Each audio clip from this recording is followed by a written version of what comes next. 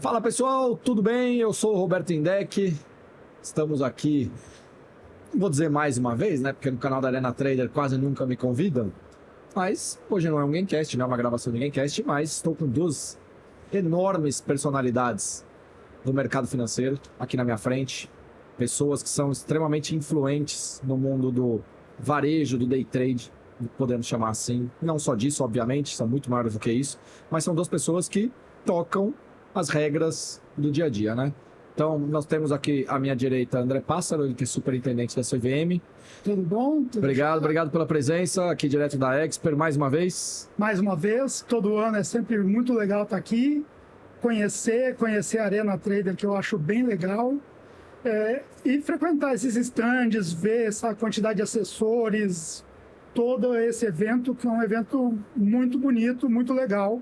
Parabéns pelo evento, parabéns aí a todos que organizam esse evento. Obrigado.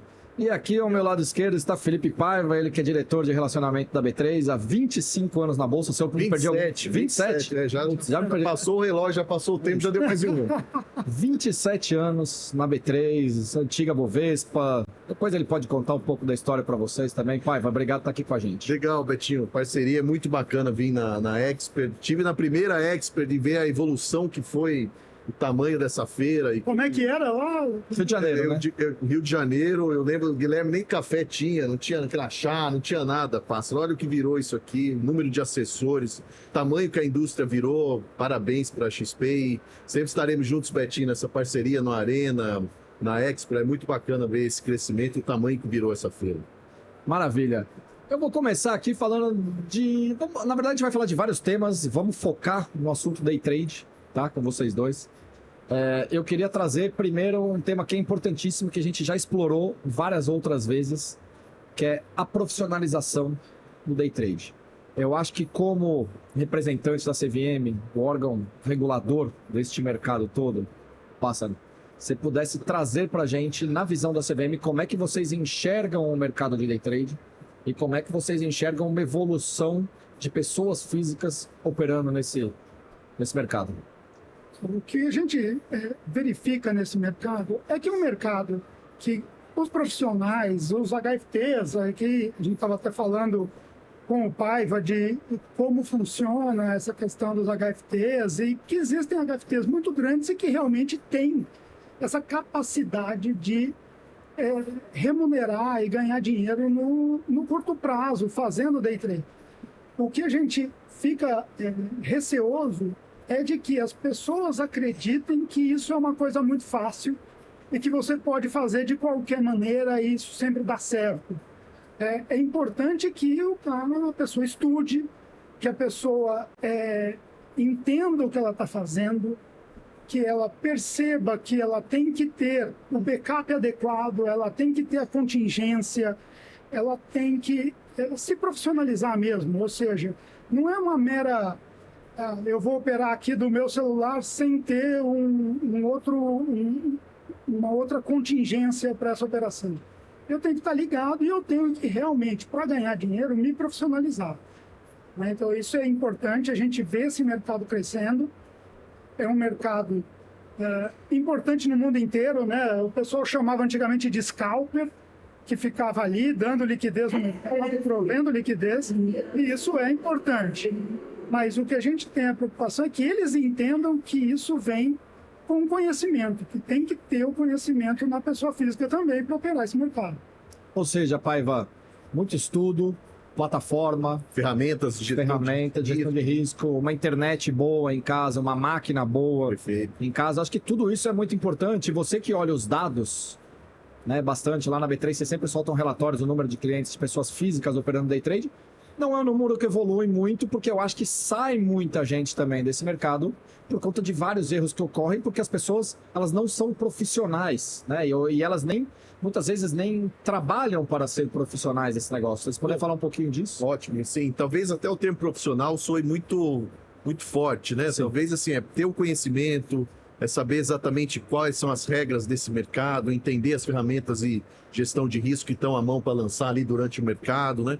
Isso, no fundo, qualquer investidor tem que olhar para o para onde ele está olhando, para onde ele está olhando a carteira dele, o portfólio, objetivo de... Qual é o tempo, de né? Qual é o tempo da operação dele? O tempo da operação. É curta, a operação é longa. Isso é um ponto essencial, assim, isso que você está falando, Pássaro, que é saber a hora de entrar, saber a hora de sair. Tem muitas questões de comportamentais, né? Tem ciência atrás disso, né? De como é que as pessoas reagem, deixam de reagir, ou tem um estímulo e vai para um caminho. Então, se conhecer, acho que faz parte do que você está chamando de profissionalismo, né, Betinho? Da pessoa caminhar rumo a esse entendimento, a esse conhecimento, entender a infraestrutura de mercado também, importante o papel que a XP faz, intermediário, isso é muito relevante para esse caminhar e conhecimento do mercado, né? E ao longo do tempo, a gente teve lá em 2021 um grande, né, número de investidores com esse perfil que veio para o mercado. A gente tem acompanhado essa evolução e também pensado como a B3 pode ajudar a atrair o maior número de pessoas, ter as informações para que todos venham e consigam conhecer mais sobre o mercado e especificamente da questão de day trade. E até da gente falando do crescimento, a gente vê que a B3 agora recentemente lançou futuro de ouro, né? Futuro de Ethereum, Solana, reformulou o contrato de Bit também, o contrato futuro. Enfim, como é que vocês veem na visão da Bolsa para atrair mais pessoas para esse mercado de day trade? Perfeito. Então, esse é um mercado que as pessoas acabam também buscando muita volatilidade, né?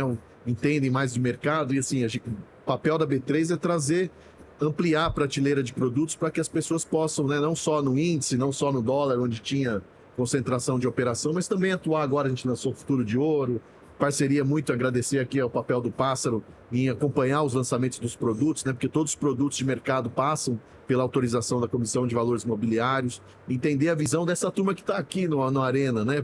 E a gente vai ouvindo, vai entendendo quais são as tendências, a criptomoeda, não tem como a gente ficar de fora desse mercado, né? Uma geração que chega já olhando para esses produtos. Então a gente vai ampliando a prateleira para que a XP possa oferecer e toda a turma que faz parte aqui da Expert também poder usar e usufruir desses produtos. O Paiva e Pássaro, e eu acabei de receber uma notícia aqui, parece que foi divulgada agora há pouco, que foi um comum acordo, nós teremos muito em breve futuro de cripto funcionando até às 20 horas. Isso é bem legal. Qual o papel da CVM nesse tipo de autorização, assim? Na verdade, a gente aprova o produto, o contrato é aprovado. Desse contrato, você tem que ter ali o horário que ele vai ser operado. Mas veja, o produto cripto, ele é um excelente produto para você imaginar ele rodando até mais tarde. E qual é a grande preocupação? Que notícia vai afetar o produto em determinado horário? Não adianta a gente ter uma transação às 3 da manhã de uma empresa e onde não tem notícia. Talvez seja mais complexa essa liquidez.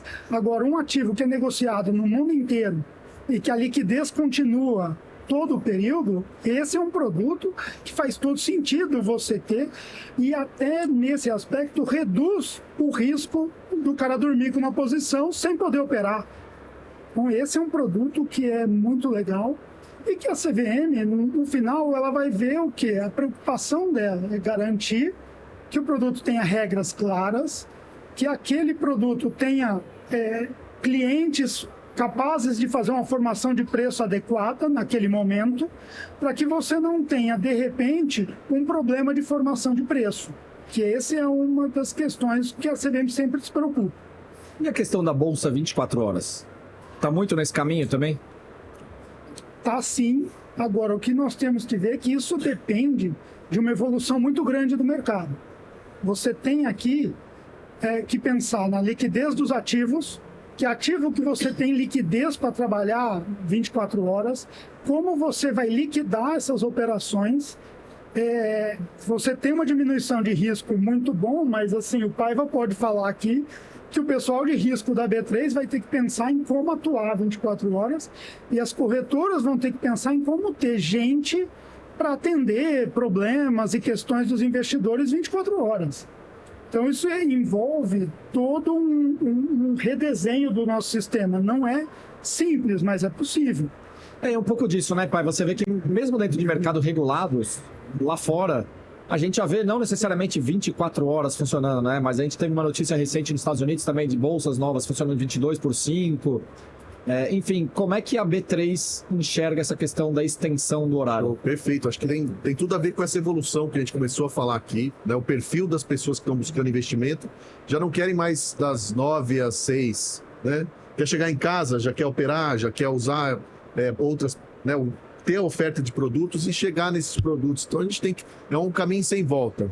Betinho, acho que a gente tem que estender. O primeiro passo que a gente está fazendo é com o Bitcoin, o futuro, para a gente ampliar esse horário, entender como é que vai funcionar, né, toda a infraestrutura que o Pássaro comentou, que é todo, né, o ambiente de negociação, gestão de risco, CCP, né, como que as corretoras vão trabalhar também. E a gente começa com esse produto, mas a intenção é estender também, Betinho, porque tem vindo um novo, pode até dizer que é uma nova geração chegando aí com essa vontade de estar operando a todo momento. É uma discussão que está acontecendo no mundo todo, está discutindo isso, né? Como você comentou, Estados Unidos, Inglaterra está indo por esse caminho, e a B3 vai trilhar isso também em parceria com as corretoras e com a CVM, para a gente conseguir levar a informação para as pessoas terem à disposição esse tipo de produto. E até para bater de frente com os mercados não regulados também, que é importante, né? Importantíssimo esse ponto, porque é uma coisa que a gente tem visto não só no Brasil, mas os reguladores do mundo todo estão atuando para ajudar a restringir esse tipo de oferta de produtos, que é chamados produtos não regulados, né? Ou seja, estão à margem da regulação, são plataformas que não têm autorização da CVM ou do Banco Central para operar. Então eles vão atuando e entrando nesses nichos, né? Nesses espaços, que é por isso que também é uma resposta, a gente tem que ampliar para chegar nessas pessoas para terem o mesmo tipo de tratamento que tem o mercado regulado e a segurança que ele traz, né? Legal. Agora eu quero entrar num tema, Paiva, que a gente conversa muito. Vamos lá, RLP. Legal, ótimo. Cara, que tema... Olha, a gente conversa muito sobre isso, né? Você é sempre convidado a muitos eventos, e você gentilmente comparece para estar junto com a gente, desenvolvendo esse mercado nacional. Mas é impressionante como ainda há um preconceito e há muita, né, besteira que se fala sobre o RLP, que nem você falou, desinformação. Eu queria que você trouxesse um pouco da história do RLP, qual que é o sentido dele, na visão da B3 e também quero na visão da CVM. Quem pode começar, legal, por favor? Posso dar uma largada aqui, largada aqui. O mercado de varejo, ele acaba bebendo muito do mercado institucional. Então, o mercado institucional sempre está se adiantando as iniciativas, e o mercado de varejo vai olhando para isso e fala, pô, tem que ir por esse caminho também. Por que eu digo isso? Existe no mercado institucional, dos grandes fundos, grandes fundações, gestores todos que estão aqui, o chamado market maker, o formador de mercado. Então é o papel dessa instituição entrar no mercado e a hora que aquele gestor, a hora que aquela fundação quer sair, tem preço para ele. Então ele faz o mercado acontecer, ele dá liquidez para os investidores institucionais. E olhando para isso, a gente falou, poxa, tem um papel importante que as corretoras podem exercer, por exemplo, no mercado de varejo. Ou seja, o investidor, essa turma aqui que está entrando e quer operar naquele momento, naquele exato minuto, tem um preço na tela para ele agredir, para ele operar. Então a gente lançou o RLP, que é o Retail Liquidity Provider. Então é o provedor de liquidez para o investidor pessoa física. Então a gente criou em conjunto aqui essa mesa, criamos essa possibilidade das corretoras, os grandes HFTs entrarem e está sempre um preço de compra e um preço de venda para os investidores. Então a liquidez daquele produto aumenta muito. Então o papel é muito importante. Então esse tem um papel fundamental para a estrutura do varejo. Se você olhar para o lado do investidor, como é que o RLP funciona? Ele sempre entra no mercado, ao preço de mercado ou num ticket sempre melhor. Existe, como a gente falou, da desinformação. Poxa, mas tem alguém operando contra aquele investidor, ele tá... Não, a regra é bem clara. Ele entra naquele preço que ele colocou ou no ticket melhor. Então a gente fez todas as regras, você vem sempre apoiando a colocar onde vão ser essas fronteiras, como que vai funcionar, para que esteja exatamente o benefício para os investidores. Realmente é o que aconteceu, olha a liquidez desses produtos nos últimos anos. Eu acho que aqui, se a gente for pensar nesse aumento do tempo de negociação, vai ficar mais importante essa questão de prover liquidez. Porque exatamente a preocupação é, poxa, se você estiver operando às 10 da noite, vai ter liquidez para a pessoa entrar e sair. A gente vê que o dólar tem uma liquidez que cai ao longo do dia, ele tem um volume muito forte de manhã, os institucionais operam muito de manhã e de tarde, no final do dia, nem tanto. Na hora que você tem uma liquidez no livro, isso garante uma melhor formação de preço. É importante e para esse aumento do tempo de negociação, ele vai ser essencial para garantir aqui. Agora, o fato disso estar na B3, hoje a B3 é que tem o mercado de bolsa, né? Talvez a gente tenha mais, mas hoje é a B3, você tem a garantia de que o preço vai ser o preço que está na tela. Sim, existe essa desinformação a respeito de qual é o preço, mas é o preço que está lá, é sempre um preço, o melhor preço de compra, o melhor preço de venda, e está ganhando liquidez ali no meio. A nossa questão e a nossa preocupação desde a formação do produto é de como explicar para os investidores que ele tem um papel, ele tem uma responsabilidade de se controlar, entender as suas operações, entender a sua alavancagem, que é para evitar que ele seja zerado, e uma preocupação muito com o educacional, que está sendo sempre evoluído, de controle de risco. Você comentou aqui de ter uma boa internet, eu diria que é mais que isso, ele deveria ter uma internet e estar sempre pronto para usar outro tipo de contato com a corretora enquanto ele está operando, se ele quer operar em questão de minuto, em questão de segundo ou milissegundo. Foi uma evolução, né, Betinho? A gente foi fazendo um caráter experimental ao longo dos últimos 4, 3 anos, né, passa. E agora ele virou definitivo para os futuros mini contratos, índice, dólar, para alguns papéis, e a gente está fazendo uma discussão para expandir o RLP, dado esse papel de liquidez que ele tem trazido para todos os produtos. Então a ideia é ir para ativos à vista, para as ações, para os ETFs, BDRs. A gente está fazendo essa discussão para ir ampliando essa gama e a oferta dessa retail liquidez, do provedor de liquidez para o mercado de varejo. E vamos lá, acho que aqui tem um ponto importante, né? Eu sei que o pessoal trabalha muito com mini dólar e mini índice, mas se você for pensar, o mercado de ação, você tira ali as 10 ações mais negociadas, é um mercado vazio. E nesse mercado, se a gente tiver mais uma formação de preço melhor e tiver gente dando liquidez nesse mercado, isso vai permitir a evolução desse mercado. Eu acho que isso é muito importante, até para a gente explicar do público em geral, se o RLP ele existe fora do Brasil também, e se vocês fazem esse tipo de avaliação, comparação, ou pegam exemplos nos mercados externos, antes de trazer para cá situações como essa aqui de novo, né? Muita desinformação, muito preconceito muitas vezes, e muita besteira, porque eu acho que, eu falando como XP aqui, institucionalmente o meu papel, mas é impressionante a quantidade de gente que parece querer que este tema seja um tema negativo, um tema ruim, pejorativo, enfim. Então eu queria que vocês trouxessem um pouco também desse tipo de experiência, se vocês enxergam, ou se é um produto exclusivamente brasileiro, que a gente acha que deu certo e pode exportá-la para fora, enfim. Essa questão da formação de liquidez, ela é resultado, inclusive, de como as infraestruturas de cada país foi se estabelecendo.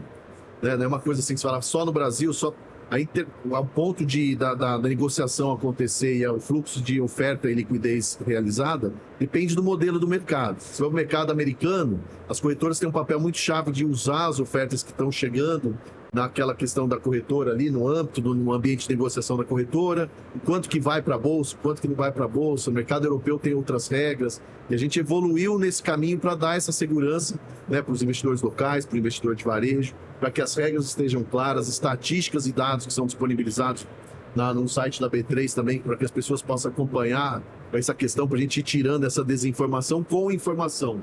Então, o resultado dos países depende muito da história, de como o mercado de capitais se evoluiu em cada uma das regiões. Porque esse é um produto que ele faz muito sentido aqui, onde a gente obriga que as operações todas ocorram em bolsa. E quando você obriga isso, você cria um mercado diferente. O mercado no exterior ele é muito internalizado, ou você acaba tendo esses wholesales, né, que são quem provê liquidez para os grandes corretoras de lá. Então são esses caras que eles fazem uma espécie de RLP lá, e aqui qual é a nossa preocupação? É garantir que ao mesmo tempo que você tem esse cara dando liquidez, você mantém gente no livro para garantir a melhor formação de preço. Tem um acesso democrático, né, Passo? Todo mundo podendo compartilhar daquele mesmo book, né? Então tem essa discussão também de todo mundo estar chegando e todo mundo poder ter acesso à mesma oportunidade. E ao mesmo preço. Mesmo preço. Ô, Pássaro, eu tenho uma outra questão aqui que eu acho que é importante. Vamos olhar para o chamado investidor sardinha, né? Que eu acho ruim, eu detesto esse termo, né? Mas vamos olhar para o investidor sardinha, como muita gente se considera, os pequenos investidores. E você também tem, do outro lado, os chamados tubarões, que são institucional e tal. E aí eu vou entrar onde, né? Eu vou entrar na questão do insider trading, né? Então, primeiro, muita gente fala, não, porque eu estou sendo perseguido pela corretora, a corretora está me olhando e está zerando em cima de mim, não sei o que lá. E assim, eu acho que a gente já pode emplacar nesse tema de insider, que eu acho que também casa um pouco com esse sentimento de algumas pessoas, que eu acho um sentimento ruim, e é muito desculpa e falha para aquilo que as pessoas estão falando, que não conseguem ter autocrítica para mostrar os erros que elas estão tendo, mas enfim, eu acho que eu queria que na visão da CVM, como é que você enxerga isso? E também no outro ponto, esse insider trading, e muita gente fala, mas os caras têm informação privilegiada, o mercado é institucional, a gente não consegue ganhar dinheiro por causa disso, os caras estão sempre na frente. E eu falo, pelo amor de Deus, gente, isso não existe mais há muitos anos, há muito tempo, acaba, encerra esse assunto. Então eu queria que na visão da CVM você trouxesse um pouco esses dois temas que são bem parecidos, por favor.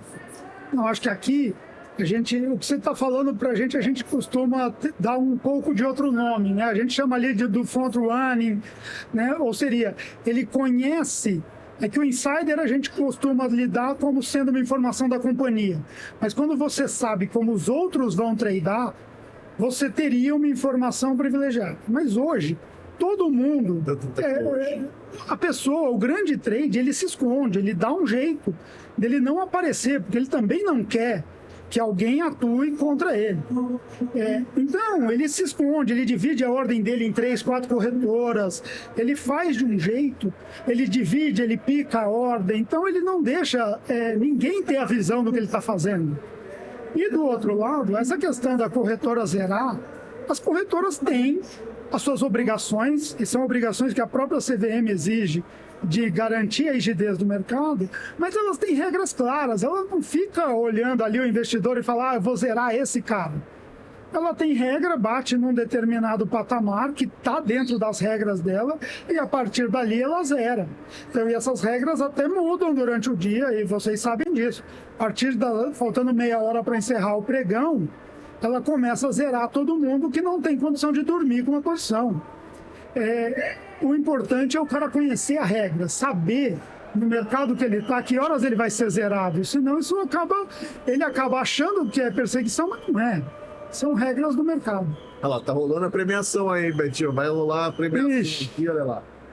Vamos lá, vamos acompanhar enquanto a gente termina de gravar aqui. Mas daí, Betinho, pegar o gancho claro, aqui, assim, claro, por favor. por isso a importância do livro central, né? Para que traga transparência, todo mundo tenha acesso ao market data, possa processar as informações, saber o que está acontecendo em mercado. Então, esse nível de transparência que a gente alcançou com essa evolução ao longo do nosso mercado de capitais é muito importante, seja para o, você se nomeou investidor pequeno, ou seja para o grande investidor. Legal, eu queria, até para a gente encerrar, eu quero fazer de uma maneira diferente. E estou muito contente que vocês estão aqui na Expo, acho que as gravações, vocês podem ver o público passando aqui, muita gente, eu acho que, tanto na visão da CVM quanto da B3, eu acho que dá muito orgulho para ver o que a gente está construindo no nosso mercado nacional, né? A quantidade de gente, a alegria das pessoas. Paiva, uma pergunta que a B3... Primeiro do Pássaro. Por Pássaro? Vamos lá, então Pássaro, você primeiro. Uma pergunta que você, Pássaro, faz como CVM uma pergunta para a B3, responder institucionalmente. Vou virar aqui, pensar que você vai voltar para mim. Agora isso aqui foi bonito. Agora esquentou, agora esquentou. Eu vou fazer uma pergunta aqui que foi uma provocação que eu já tive um tempo atrás. Ei. Nos desenvolvimentos de produto e no lançamento de produto, é feita essa avaliação de como esse produto vai ser distribuído e qual vai ser a força que os intermediários vão ter que ter para distribuir esse produto? Ótima provocação, e falamos disso hoje no almoço aqui, fazer um insider, né? Os bastidores, né, Betinho? Como que a gente faz isso e constrói? Esse aqui é um grande parceiro nosso. Para lá, fica lá na BT, todo dia é um WhatsApp, meu, você tem que ir para cá, B3 tem que ir para lá, B3 vamos fazer assim, B3 vamos fazer assado, porque ele tá na ponta, né? O Betinho sabe o que essa turma quer, Betinho como XP, né? Sabe o que a turma quer, como vai funcionar. Lançamentos, como você perguntou, lança mais produtos.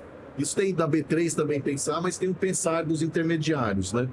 E o mercado está cada vez mais plural, né? Dá para dizer assim, mais e mais pessoas. E a gente estava... O bastidor como é que a B3 fala com os assessores, né? Que estão aqui, por exemplo, esses aqui de... Vou citar, só vai fazer o merchan. De verde aqui, toda essa turma. E a gente estava conversando antes de começar. Já vai ter uma visita lá na B3, ao fazer a do merchan aqui, ao Museu da Bolsa, que conta toda a história e a evolução que a gente falou aqui um pouco. Muito legal, vale a pena conhecer. Lá no centro, e a gente vai... O pai de um dos operadores aqui, traders, também foi operador de pregão da Bolsa. E a gente vai conversando, entendendo e captando essa tendência. Mas realmente a gente tem que ficar com o ouvido antenado, e o Passo estava nos cobrando para a gente ficar mais e mais próximo para entender das evoluções e tendências de mercado. Então, um agradecimento ao Betinho aqui por essa parceria muito grande, estar com o ouvido bem ligado e levar para a B3 essas demandas. E a B3 também tem um olhar mais amplo para esse tipo de novo ecossistema, né? E agora, vamos voltar à pergunta. Vamos lá, agora, mas ele foi cordial. Foi cordial, foi na político. bola, foi política. Eu também, você. Que Vai ser mesmo? Você. Deixa eu pensar. Mas passa assim. Acho que era legal você tentar transmitir os desafios do órgão regulador para essa indústria. Você que está lá dentro fala-se muito do xerife, né, do mercado de capitais. Quais são os desafios do dia a dia? Explica um pouco da sua área aí, para essa turma também entender dos desafios da CVM. Boa pergunta. Não, é uma pergunta bem ampla. Eu vou ter que pensar aqui o que eu vou falar, né? Porque na nossa área a gente tem tanto a questão de supervisão das operações de mercado, quanto dos intermediários, dos assessores de investimento, das infraestruturas, escrituradores. Então a área é muito ampla. Agora, na nossa preocupação, toda vez que chega um produto, é entender como esse produto vai ser usado, quais são as preocupações que a gente vai ter para que o investidor tenha uma experiência boa com aquele produto. Que ele não vá para o mercado de investimento e depois saia de lá achando que, poxa, esse mercado é injusto, esse mercado é de tubarão, esse mercado aqui não tem informação boa. A preocupação da CVM é garantir que seja um mercado justo e que as pessoas conheçam os riscos e os desafios que é operar nesse mercado. Por isso a importância do mercado regulado, hein? Eu tenho uma dúvida entrando nesses pontos que vocês estão falando. Erros acontecem? Ou vocês trabalham com dados e vocês conseguem enxergar exatamente o que cada investidor fez, independentemente do tamanho dele ou quem seja, e puni-los? Enxergar todos os investidores, apesar da gente receber todas as operações, a B3 encaminha diariamente todas as operações, você não tem ali a intenção do investidor. Então, o que você tem? Você vê as operações, só que se é um investidor grande que costuma operar todo dia, é muito difícil você saber o que levou ele a fazer aquela operação. Mas isso não quer dizer que não vá investigar e olhar exatamente como foi aquele problema, se houve uma oscilação atípica, a gente vai analisar, vai questionar, vai entender o que aconteceu e entender se foi um erro. E várias vezes tem erro, sim. É comum ter erro. E a gente aprende com os erros e se aprimora e entende, cria regra. Se o preço oscila muito, entra em leilão. As pessoas muitas vezes não entendem o leilão. Mas o leilão é uma questão de você tentar fazer um preço justo. Fazer os compradores e vendedores se encontrarem e formarem o melhor preço. Porque às vezes naquele momento pode ser que não tenha comprador, mas ele vai aparecer em 10 segundos. Então a nossa preocupação é muito isso. Né, que a gente vai abrir o pregão às vezes, né? O ambiente de negociação e tá travado lá. Fala, pô, mas o que tá acontecendo? Por que tá parado? Por que tá estopado? É o leilão que é para ter uma formação mais eficiente de preço. Eu queria, de novo, antes de encerrar, agora botar o meu ponto. Não sei se é fazer uma pergunta ou fazer um pedido, que fique contigo isso, CVM, para que a gente tenha um novo relatório sobre o percentual de pessoas que vencem no mercado de day trade. Porque aquele último que saiu muito repercute até hoje. De 2012 a 2017 eram dados que, hoje em 2025, meados de 2025 a gente tá, são mundos completamente diferentes dentro do mercado da B3, dentro da Bolsa de Valores, dentro do mercado nacional. Eu vou te dar a minha opinião. Eu, particularmente, não acredito que os números sejam tão diferentes do ponto de vista de percentual de ganhadores. Por quê? Porque eu acho que entra dentro daquele ponto de vista de profissionalismo, né? Eu acho que eu conheço bastante gente que ganha dinheiro no day trade, mas eu vejo que, conversando com as pessoas no dia a dia, quem ganha são os profissionais. E eu acho que trazer um número como esse, eu acho que ele é importante. É claro que se você for levar em consideração, advogados, quantos deram certo no Brasil? Médicos, quantos deram certo no Brasil? Jogador de futebol, quantos deram certo no Brasil e venceram na vida? Eu acho que tem de tudo, né? Eu não quero nem entrar no ramo de apostas, porque aí eu já acho que parte muito para cima. Mas assim, eu queria fazer um pedido que se a CVM pudesse liberar esses números para que seja feito um novo estudo e que acabe um pouco com aquele discurso de 2012 a 2017. De novo, para mim não é uma preocupação ver quantos ganham, quantos perdem. Mas eu acho que são mercados muito diferentes e a CVM poderia fazer essa liberação para que os números sejam conhecidos novamente, tá?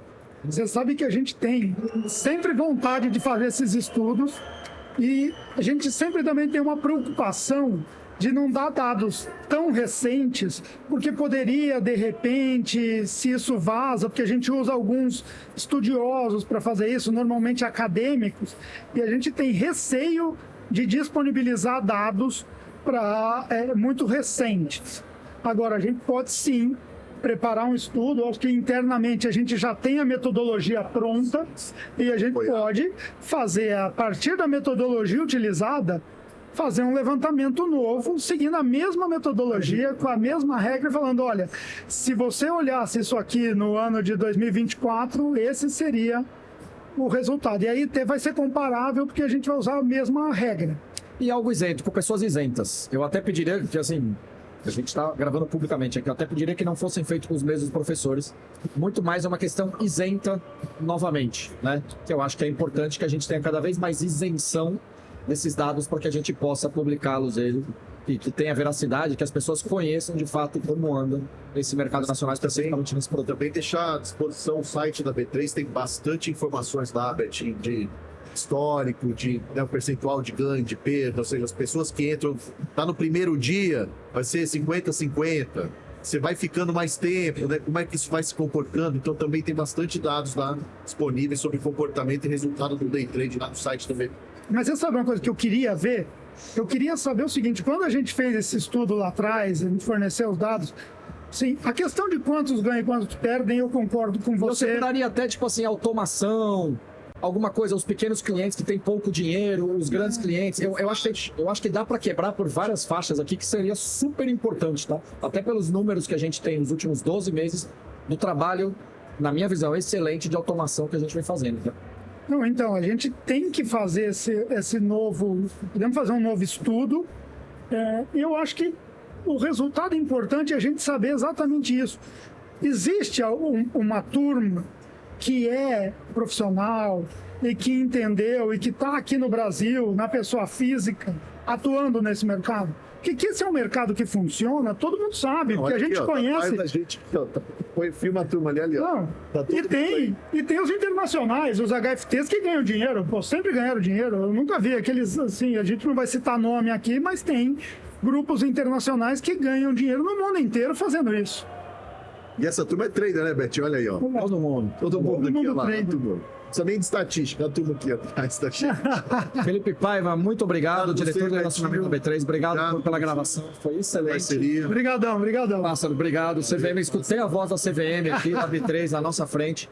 É ótimo para que a gente consiga tirar várias dúvidas e Colocar a minhocas. B3 à disposição, dúvida, questionamento. Pode procurar o Betinho, procura a B3 que a gente vai tentar buscar esclarecer todas essas dúvidas. Isso aí. Obrigado aos dois. Gente, Até a próxima. obrigado, abraço.